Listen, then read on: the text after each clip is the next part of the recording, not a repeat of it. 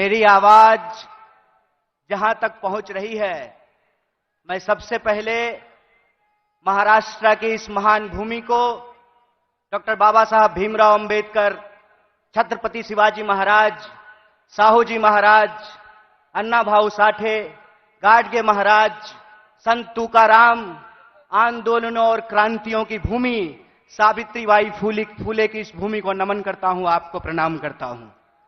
साथियों, बिना किसी औपचारिकता के मैं सम्मानित मंच का अभिनंदन करते हुए आप तमाम भारतीय राष्ट्रीय कांग्रेस के एक एक कार्यकर्ताओं का, समर्थकों का, मतदाताओं का, देश के कोने कोने में किसी भी माध्यम से इस कार्यक्रम से जुड़े हुए कांग्रेस परिवार के एक एक सदस्य को पार्टी की स्थापना दिवस के मौके पर हार्दिक बधाई देता हूं, आपका हार्दिक अभिनंदन करता हूं।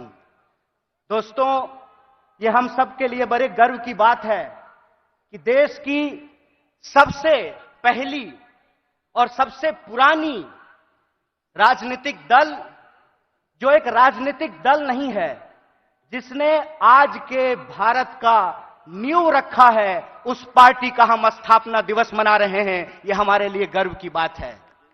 जब हम अपने पार्टी की स्थापना दिवस मना रहे हैं तो हमको कुछ बात अपने दिमाग में, अपने जहन में उतारने की जरूरत है। सबसे पहली बात यह है कि जब हम नागपुर में यहां मना रहे हैं तो जो लोग नागपुर को संघ भूमि बनाना चाहते हैं, उनको हम चुनौती देना चाहते हैं, जब तक कांग्रेस पार्टी जिंदा रहेगी, जब तक इस देश में एक भी कांग्रेसी कार्यकर्ता जिंदा रहेगा, अपने रक्त के आखिरी कतरे तक नागपुर को संघ भूमि नहीं, दीक्षा भूमि बना करके रखेगा। इस बात को याद रखिएगा। इस बात को याद रखिएगा कि जिस देश में हत्यारों का गाना गाया जा रहा है, उस देश में महात्मा गांधी पैदा हुए हैं, और महात्मा गांधी ने जिस पार्टी को बनाया है, जब तक वो पार्टी जिंदा रहेगी, तब तक आप इंसान को इंसान से नहीं लड़ा सकते हैं। हम बोलते रहेंगे, रघुपति राघव राजा राम, पतित पावन सीताराम, ईश्वर अल्लाह तेरो नाम, सबको सन्मति दे भगवान। हम यह तराना गाता रहेंगे, इस बात को याद रखिएगा। और जब आज हम पूरे देश को यह संदेश देना चाहते हैं भारतीय राष्ट्रीय कांग्रेस की तरफ से कि हैं तैयार हम, तो किस बात के लिए तैयार हैं हम तैयार हैं इस देश के संविधान की रक्षा करने के लिए। आप तैयार हैं कि नहीं हैं? इतनी जोर से आवाज लगाइए कि यह आवाज नागपुर से दिल्ली तक पहुंचनी चाहिए। आप तैयार हैं कि नहीं हैं? हम तैयार हैं इस देश की जमहूरियत को बचाए रखने के लिए।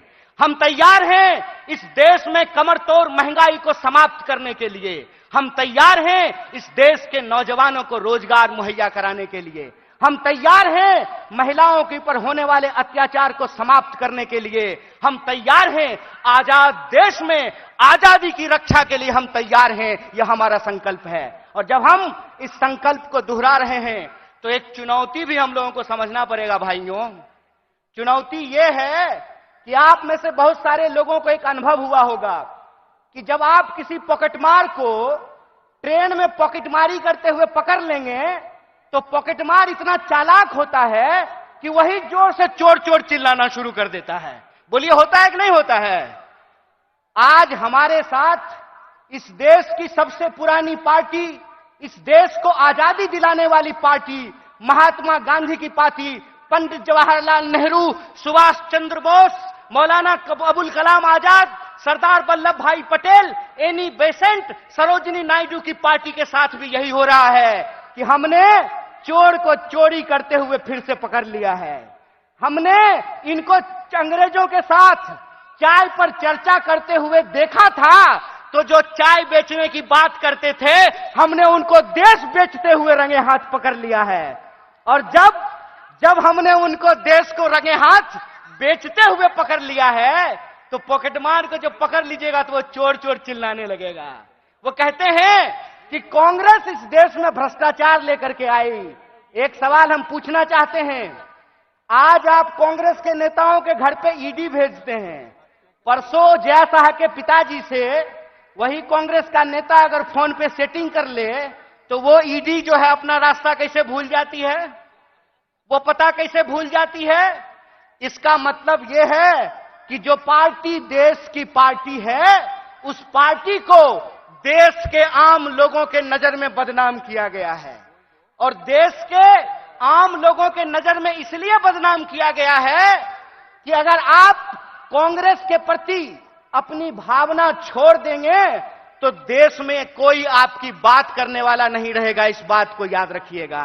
इसीलिए इस मंच से मैं आप तमाम लोगों से एक बात की अपील करना चाहता हूं कि हे कांग्रेस के कार्यकर्ताओं, जब आप चाय की दुकान पर बैठते हैं, जब आप ट्रेन से यात्रा करते हैं, जब आप बसों में चलते हैं, जब आप खेतों में चर्चा करते हैं, दफ्तरों में चर्चा करते हैं, तो एक बात को याद रखिएगा, एक बात को याद रखिएगा कि सामने वाला जब आपको जलील करता है ना, तो वो आपको जलील करने से पहले अपने मां बाप को जलील कर रहा होता है, अपने पूर्वजों को जलील कर रहा होता है। क्योंकि कांग्रेस पार्टी इस देश का इतिहास है, वर्तमान है और इस देश की आम आवाम का भविष्य है। यह बात हमको समझना पड़ेगा। हमको समझना पड़ेगा कि कांग्रेस पार्टी अंग्रेजों से लड़ करके इस देश को आजादी दिलाई। आजाद भारत में पहली बार ऐसा हुआ कि दलितों को और ब्राह्मणों को बराबरी का वोट का अधिकार मिला। आजाद भारत में पहली बार ऐसा हुआ कि महिलाओं और पुरुषों को बराबरी का वोट का अधिकार मिला। आजाद भारत में पहली बार ऐसा हुआ कि राजे राजवाड़ा का वोट भी एक और नाली में उतर करके गटर साफ करने वाले का भी वोट एक, ऐसा भारतीय राष्ट्रीय कांग्रेस स्थापित करके आई। मैं कहता हूं कि जिस पंडित जवाहरलाल नेहरू को लोग आज संसद में खड़ा होकर के गालियां देते हैं, याद रखना मेरे दोस्त, अगर पंडित जवाहरलाल नेहरू नहीं होते तो झूठ ही सही तुम ये बात आज बोल नहीं पाते कि एक चाय बेचने वाला भी देश का प्रधानमंत्री बन सकता है। कांग्रेस का इतिहास ये है कि हम इस देश की आम आवाम के लिए लड़े थे, लड़े हैं और लड़ेंगे। इसीलिए माननीय मल्लिकार्जुन खड़गे साहब अपने 50 साल के राजनीतिक इतिहास में एक कांग्रेस के आम कार्यकर्ता से भारतीय राष्ट्रीय कांग्रेस के राष्ट्रीय अध्यक्ष बने हैं।